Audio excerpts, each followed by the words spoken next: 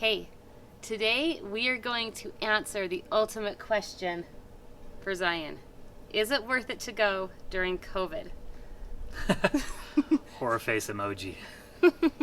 We just got back from a trip and we're going to go through and review what's accessible and what's not. And this is my harebrained scheme, so if you hate it, blame me. That's going along with me on this one.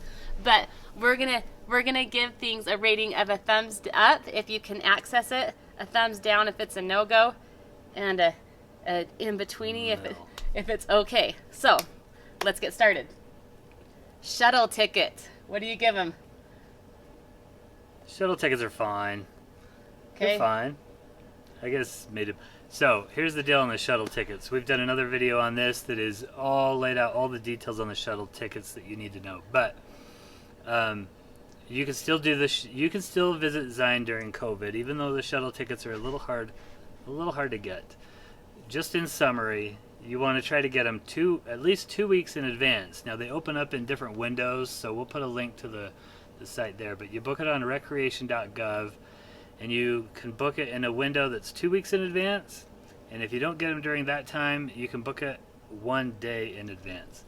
Bottom line on both of those is you need to be on the website right at 9 o'clock Mountain Time. Okay? And then if you don't get, and those tickets are only $1. So if you don't get one of those tickets, you can still pay a private shuttle company to take you into the park. It ranges between $30 and $55 per person to take you into the park. And if you don't want to do that, there's still an option that you can get the standby tickets at 3 o'clock p.m. They give out about 800 tickets at 3 o'clock later in the day, first in line, first come, first serve at the visitor center there at the park. Yep. If that doesn't work, so those are like 4 options. The 5th one is you could go do something else in the park. That main canyon that the shuttle goes on is just a small part of the park. You can go on the East Road, you can go to Co-op, there's other things you can do. And lastly, you can rent a bike or walk. Not really options we recommend, but it is something you can do.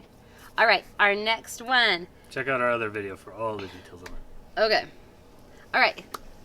Hiking accessibility. Like, how open are the hikes? Okay, this is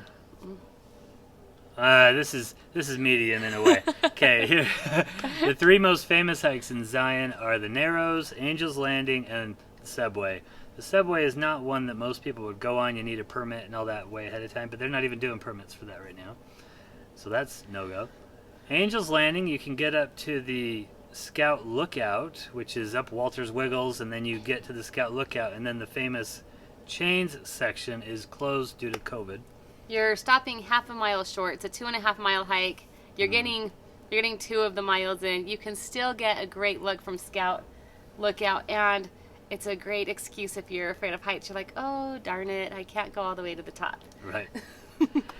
Now the Narrows is open, and that's great, but you're going to have more people there because the other hikes, not as many. And they do have an algae thing going on, a bacteria thing going on in the water. This is so strange that a lot of the river is actually blocked off, non-COVID related, or maybe this is related. Maybe somehow. the river has COVID. I don't know. but a dog died by drinking the water or something, and so they've now recommended people not get in there, but nobody was taking the recommendations on the Narrows. We were all going in there deep into the Narrows. And then there are 2 other hikes that are closed. The Weeping Rock, which is really just a little walk, and then Hidden Canyon and Observation Point are closed, and that's due to a landslide. So that's one of the stops on the shuttle completely closed because there was a landslide there last year, a rock slide. So it's a strange time, but so, there's still a lot to do. Yeah, so 4 of the 8 shuttle stops are open. And at first when I saw that, I was like, oh my goodness, this whole park's closed down. But after spending a weekend there, I still give the hiking accessibility a thumbs up because we hiked a whole lot, saw a lot of beautiful things, and I really didn't want to hike anymore. I was done. Yeah, and really, just to recap real quick, the museum stop is closed, which is kind of a bummer because you can go there and see the altar of sacrifice, and the museum's kind of cool. So that's a little bit of a loss, but like the Court of the Patriarchs is closed. There's no reason to get out there. Canyon's closed. No reason to get out there. Zion Lodge is open. The grotto's open. Weeping Rock is closed, but it's not due to COVID. It's due to the landslide. Big Bend, I have no idea what people do there, honestly. And then the Temple of Sinawava is where the Narrows and the Riverside Walk is, so that's open. So really, the main parts are open anyway that you would want to visit. Okay, next one. Visitor center accessibility. Oh. What? They're all closed! They're all closed, but their rangers are doing everything possible to give you a nice experience. They set up these nice tables outside with their little props, and they'll answer any questions you have. So not to bash on the rangers at Yellowstone, but they almost seem annoyed that you're at their park. Yeah. Zion was like, you know what? We're going to make the best of the situation. Please come. Ask me your questions. How can I make your trip better? So I give them 2 big thumbs up for the effort that they were making. And I asked them a lot of questions while we were there. And I thought their rangers, they get 2 never-ending thumbs up. Okay, the Rangers thumbs up, but the visitor centers are thumbs down. They're not even open. You can't go in there.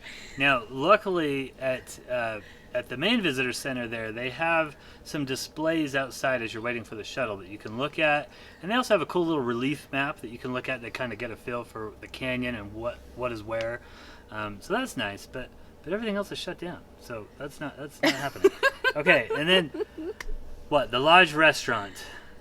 Well, it's sort of I'm going middle. Okay, I'm going middle because at least they serve lunch. You can go get takeout. So there was food. You can again the Zion Lodge is in the middle of the middle of the canyon. So it's one of the stops on the shuttle run, and it's the only place to eat in the park.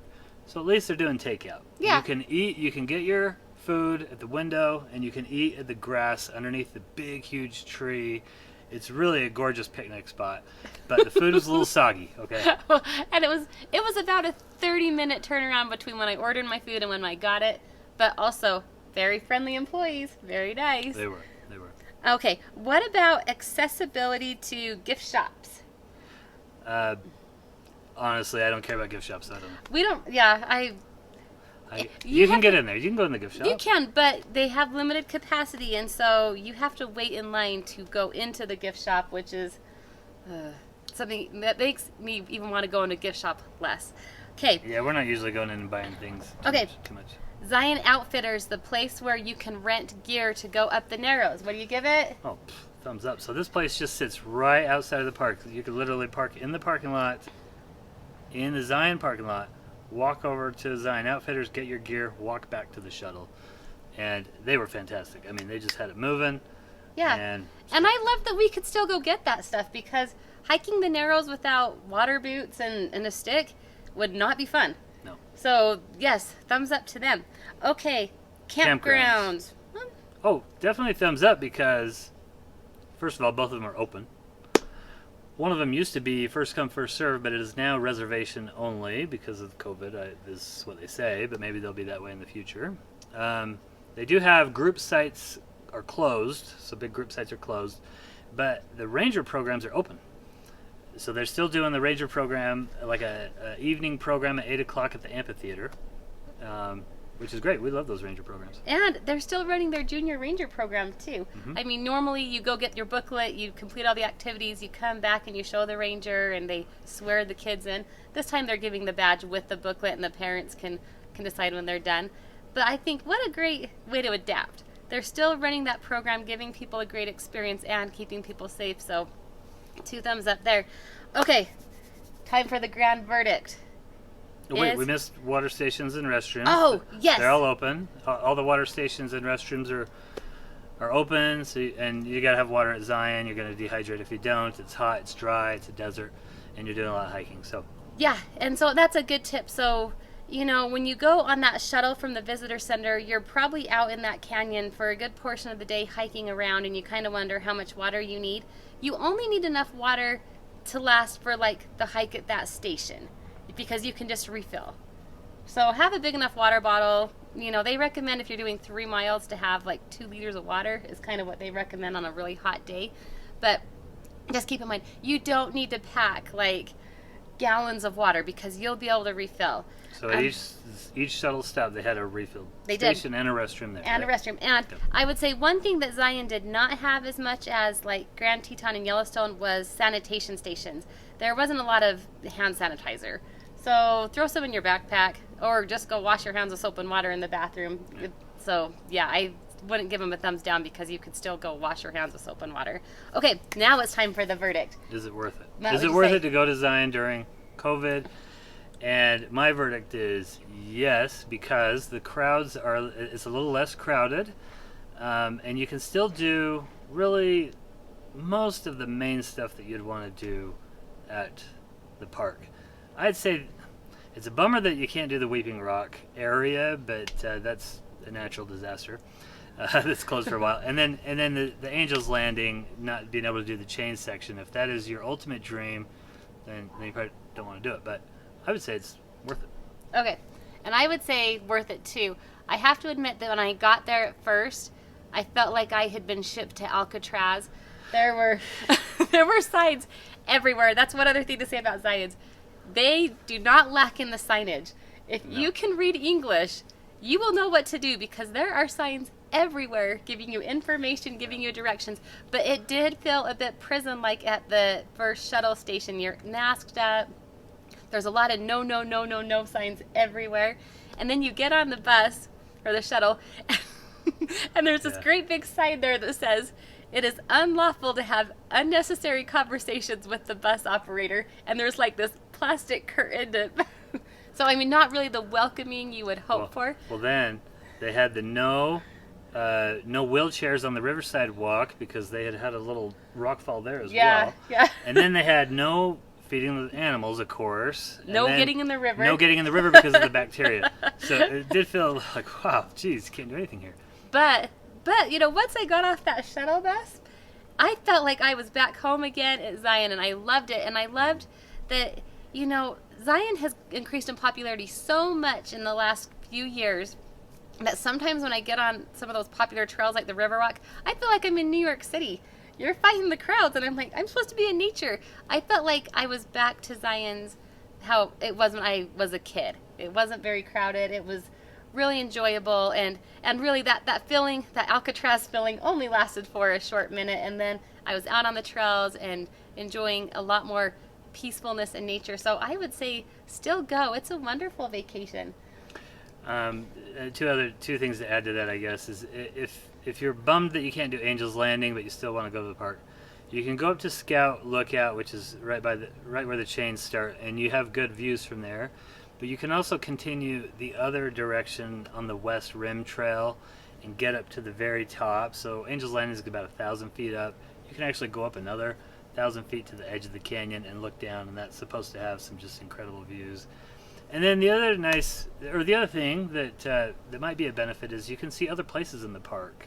The East Road, Highway 9 that goes out to the east side, is a gorgeous drive with some cool little stuff there, including the canyon overlook hike. And then Kolob Canyon, which is a whole separate entrance over on the west side. And that you don't have to pay an entrance fee for right now. Like normally they'll make you show your Zion's ticket there, but this year you can just go right on up to Kolob if you want to skip that $35 fee and do something that a little different. Yeah, you could just do Kolob. So I say it's worth it, but really some people, Angel's Landing is the ultimate dream to do, and so you can't do that. That's the problem. Yes. So we have other videos on Zion National Park, and we're going to keep producing more of them.